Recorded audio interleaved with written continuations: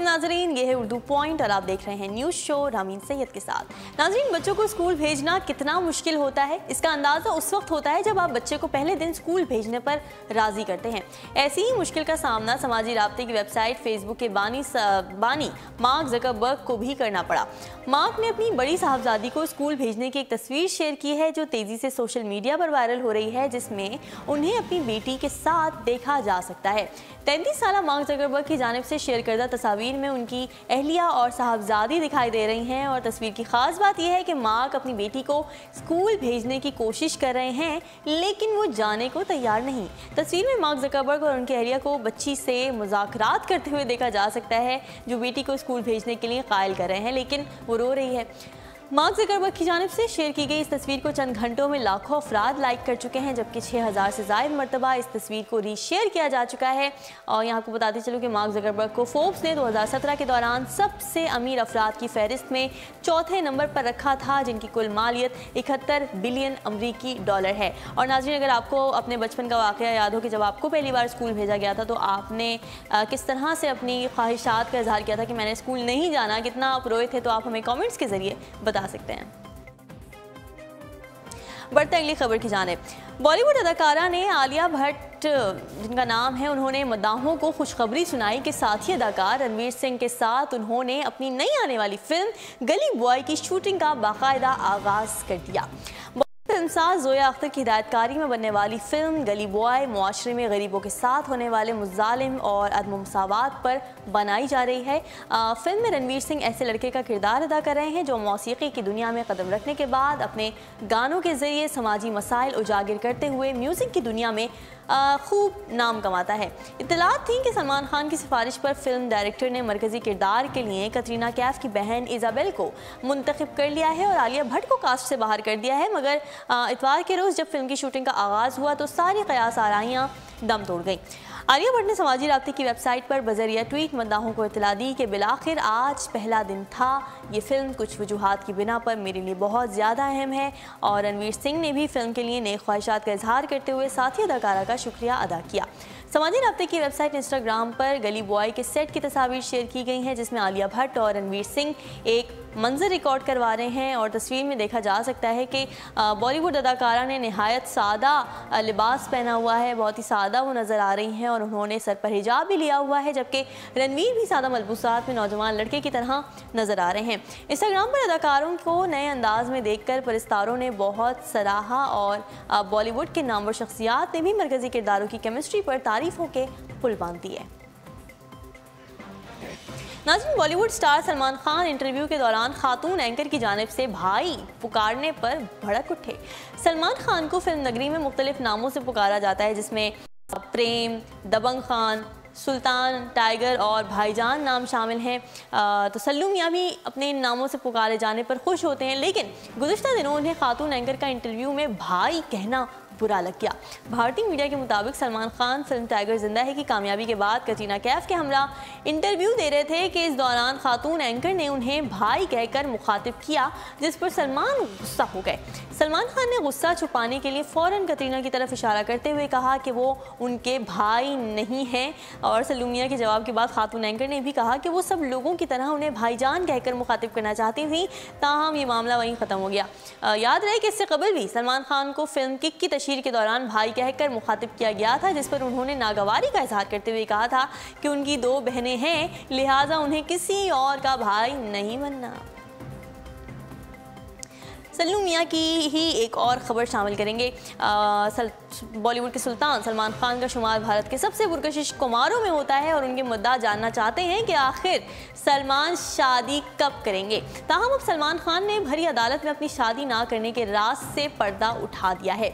बॉलीवुड के दबंग अदाकार सलमान खान 52 साल के हो चुके हैं और अभी तक कुंवारे हैं। उनके घर वालों और परस्तारों की शदीद ख्वाहिश है कि सलमान खान जल्द से जल्द शादी के बंधन में बन जाएं, लेकिन सलमान खान खुद शादी के बारे में क्या कहते हैं, इस हवाले से उन्होंने पहली बार भारतीय टीवी के मकबूल तरीन शो आपकी अदालत में खुलकर अपना मौक़िफ़ बयान किया।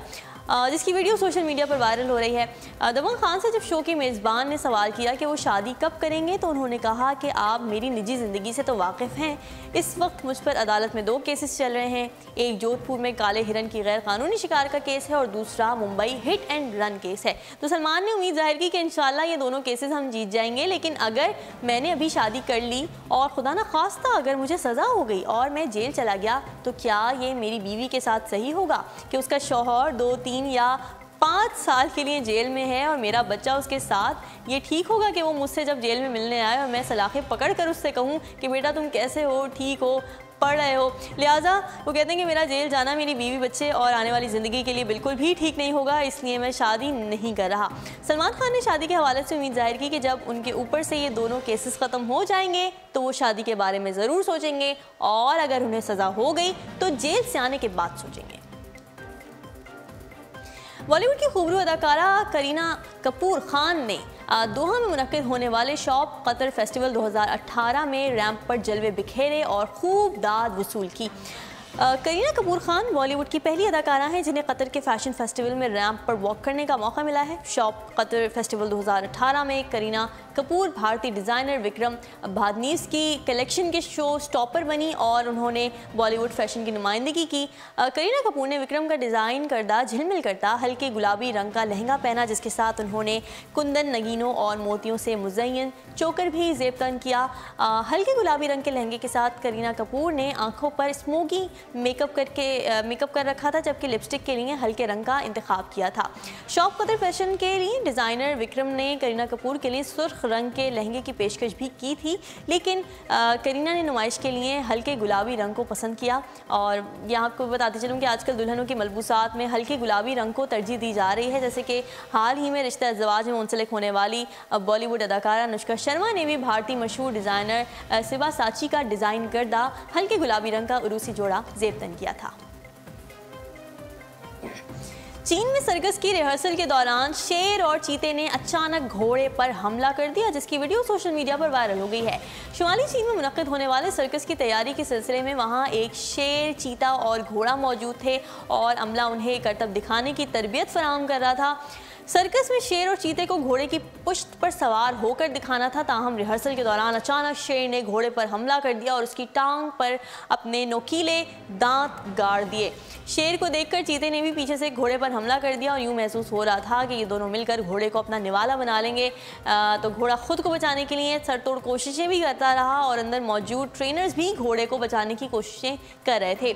घोड़ा रिंग के अंदर इधर उधर भाग रहा था, जबकि शेर और चीता उससे चिमटे हुए थे। हालांकि ट्रेनर शेर और चीते पर मुसलसल कोड़े बरसा रहा था। बिलाखिर कुछ देर की तगोदो के बाद सर्कस का अमला घोड़े को उन खूंखार जानवरों से अलहदा करने में कामयाब हो गया। बाद अज़ा सर्कस में काम करने वाले एक शख्स ने बताया कि इस वाक़े में घोड़े को मामूली ज़ख्म आए हैं, ताहम उसकी जान को कोई ख़तरा नहीं है। और इस शख्स ने यह भी बताया कि सर्कस के दौरान ऐसे वाक़यात का रोनमा होना मामूल की बात है। और दूसरी जानिब चीन में समाजी राब्ते की वेबसाइट पर शहरियों ने हुकूमत से मुतालबा ये किया है कि ऐसे सर्कस पर पाबंदी लगाई जाए जहां जानवरों को इस्तेमाल किया जाता है, क्योंकि ये जानवरों के हुकूक के खिलाफ है। चीन में आलूदा हवा साफ करके उसे साफ हालत में लाने के लिए एक टावर बनाया गया है जो निचली फिजा में मौजूद हवा को बड़ी हद तक साफ कर देता है।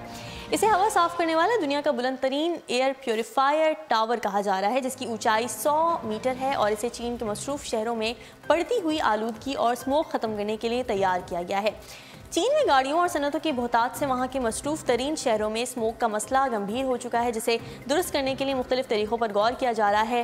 पहले मरहले में सूबा शांजी के शहर जियान में इसे तामीर किया गया। उसकी तैयारी और आजमाइश का काम चीनी अकादमी बराए साइंस के तहत अर्जी माहौलियाती इंस्टीट्यूट के माहिरीन ने किया है और इदारे के सरबराह साओ जिंजी ने यह कहा है कि अपनी तनसीब के बाद टावर एक रोज़ में 1 करोड़ मुकब मीटर से ज़ायद साफ़ हवा खारिज करता है, जिसका असर उसके इर्द गिर्द 10 मुरब्बा किलोमीटर के इलाके में महसूस किया जा सकता है। इसी तरह ये स्मोक की शिद्दत कम करके इसे दरमियाने दर्जे तक लाता है।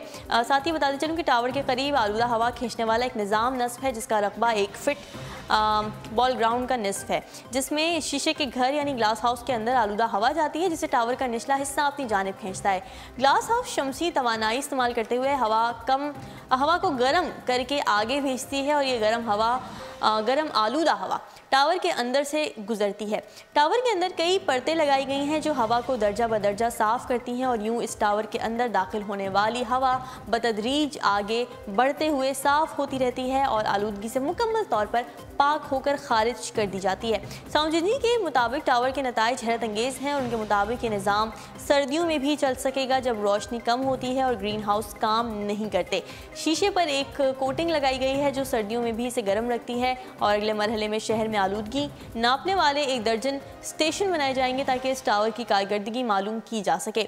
माहिरीन के मुताबिक फ़िज़ा में बदतरीन आलूदगी और स्मोक के मौके पर भी टावर ने आलूदगी को 15% तक कम किया था और टावर को आलूदगी कम करने वाले कम खर्च टेक्नोलॉजी करार दिया जा रहा है। दूसरी जानिब टावर के करीब रहने वाले अफराद ने भी इसकी अफादियत को सराहा है।